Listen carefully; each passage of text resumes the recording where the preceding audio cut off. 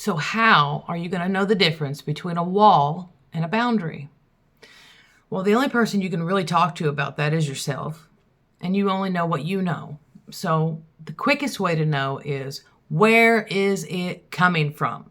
Whatever this idea or principle is that you've got, that you believe is a boundary or you believe is a wall, you are going to look right now at your motivation and intent. So if you were to take a piece of paper out and write down 10 boundaries, and look at that sheet and ask yourself, are these coming from a place of fear or are these coming from a place of wisdom? That is going to be one of your biggest indicators of whether or not that's actually a wall and not a boundary, and whether that actually is a boundary.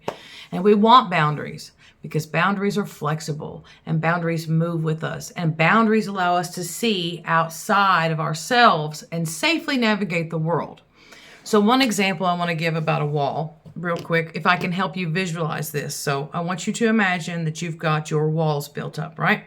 And these walls are based on previous relationships and things that happened. So the difference between a boundary and a wall is more rigid, and it's typically more focused on a single aspect and doesn't take into consideration anything else. So one of your walls might have, okay, you had a bad relationship with a parent, don't trust that parent. So you start to adopt other bricks that say, don't trust anyone that looks like that parent. Don't trust anyone that has the same career as that parent. And then you start building this wall, and it starts to be all the characteristics of an individual or a situation. And they're so specific and hyper focused that you can't see past them. So one of the things that I had happen to me when I was growing up was I was raised in a situation with an unhealthy parent, and the dynamics in the home were extremely controlling, highly emotional, very erratic. There was a lot of gaslighting. There was a tremendous amount of this always having a problem, always being sick, always having an issue. So therefore you cannot confront me about anything because I'm just not going to be there for that. So when this person would act out, and if you tried to have an interaction or try to deal with it or say anything, it always turned into they were the victim and you are the violent, horrible monster perpetrator. And then you would get the silent treatment. So a lot of things like this would happen, right? Okay. So I grow up and I'm trying to live my life and I'm getting into relationships. And so I entered into a relationship in which I was married and having a child. And in a matter of a few years, figured out that I had married somebody with the exact same qualities as this parent figure. The problem is because of my limited scope and my limited viewpoint based on these rules and walls, I didn't catch it. I didn't catch it ahead of time, and I was completely naive, and it completely ruined a good number of years of my life. I mean, you know how it goes. If you've ever been married and have been in a really bad divorce and understand what happens during that time, imagine though that not only is it a bad divorce, but it's with a character, a personality, a system of actions that you grew up around, and you feel very defeated because you couldn't defeat it as a child, and here you are as an adult, and you're still in the mix, and you're like, how do I deal with this? What do I do? So after that, I took a major step back and wanted to re-examine my life. I had a lot going on, and it's still taking me years. And just in the past couple of years, have I really been focused on dealing with the darker parts of myself, because it's really hard to tell yourself you are not a victim when you're people pleasing.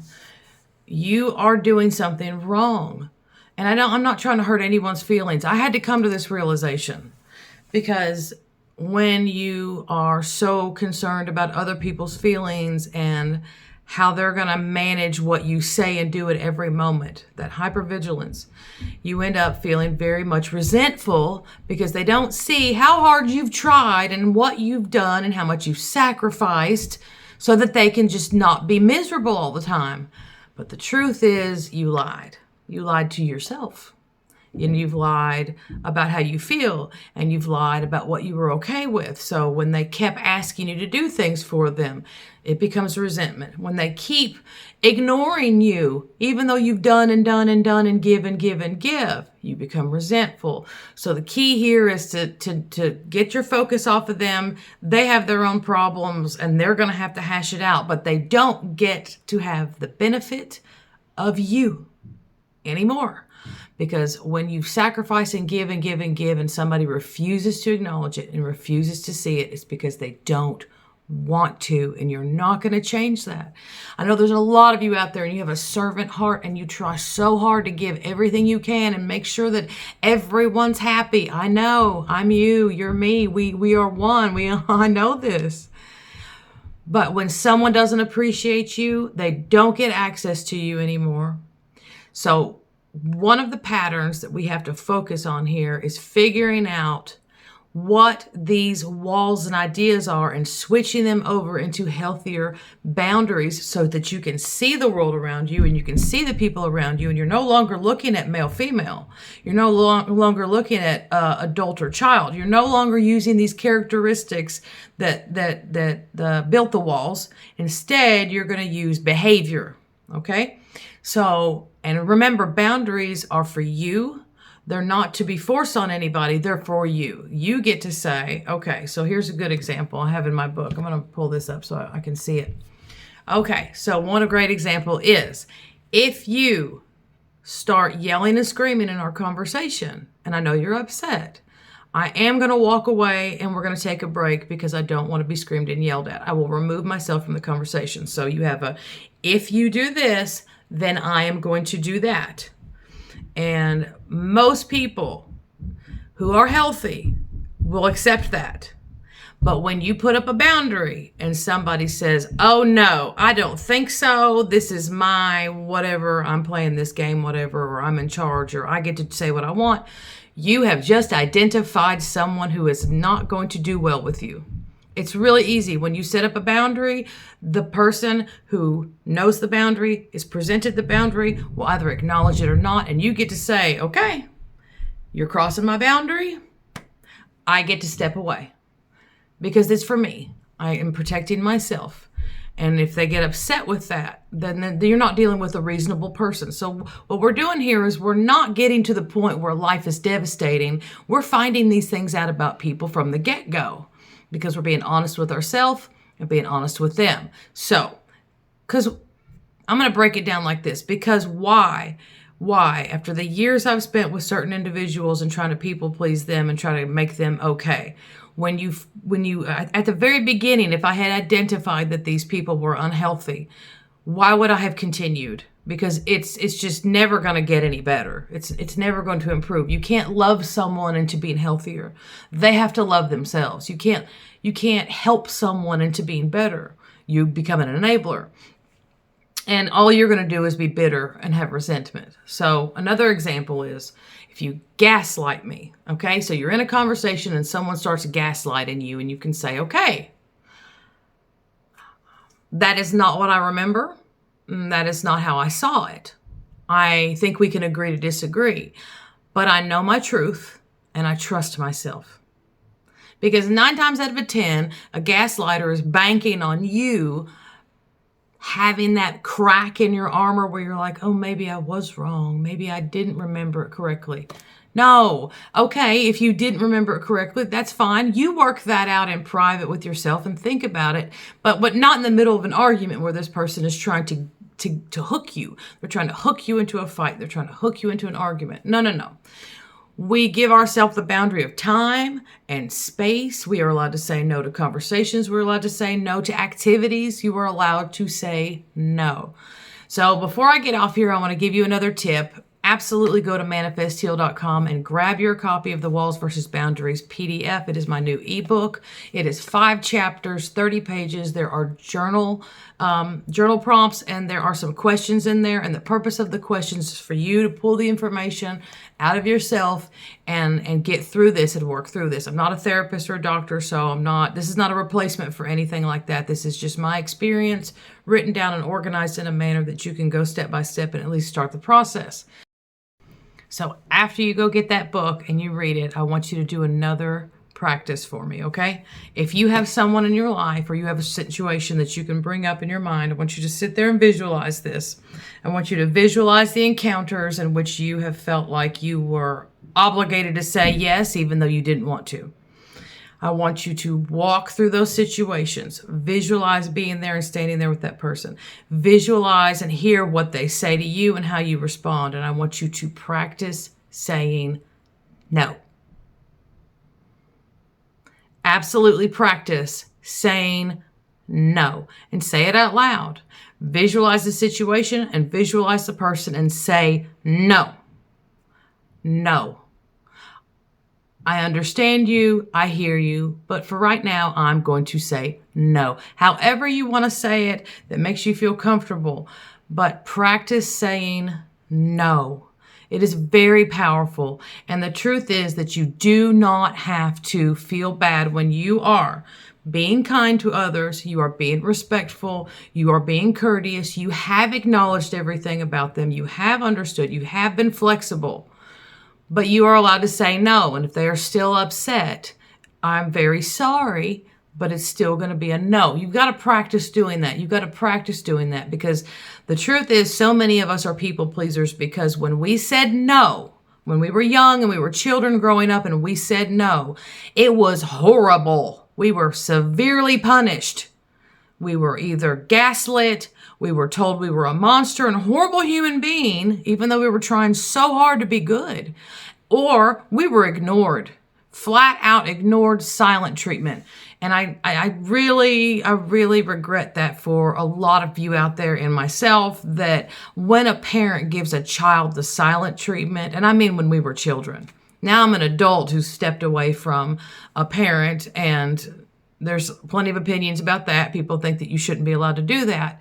But when you are gaslit and you are argued with and you are ignored as a child by your parent, the damage that does psychologically and emotionally and even physically is just, it's a different type of neglect. I know that you have a roof over your head and food in your belly, and your parents may take you to school and you do activities, but that's a completely different kind of neglect. So understand and accept that that is a form of neglect.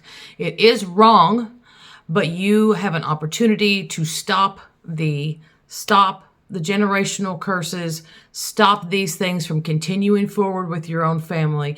Please get rid of the bitterness and the resentment. Forgive yourself for surviving.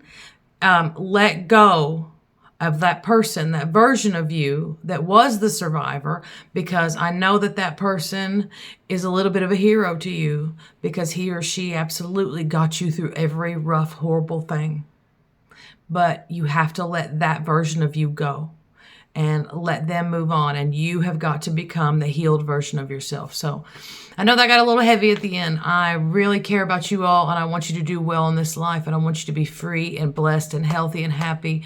Go to manifestheal.com, grab your copy of the Walls versus Boundaries PDF. It's available under the course section on the main menu.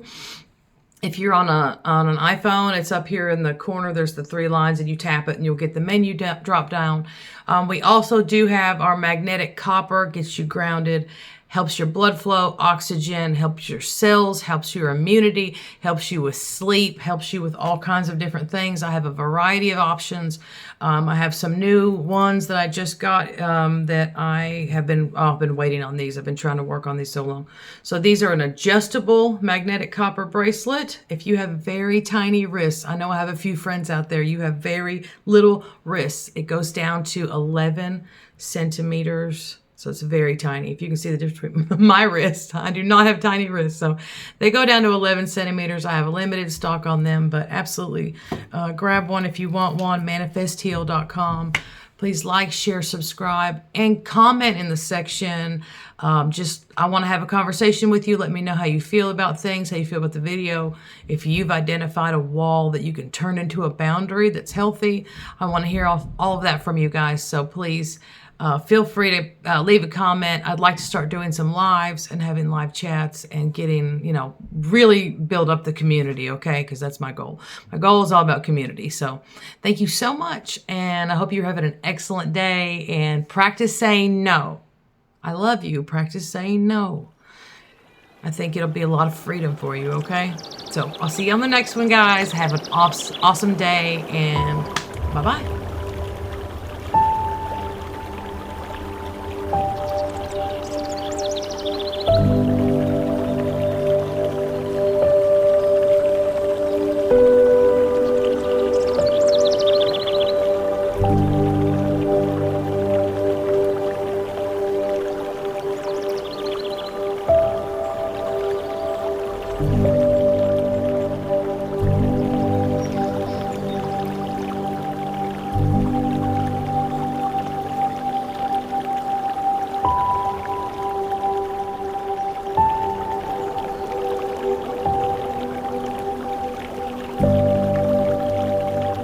Thank you.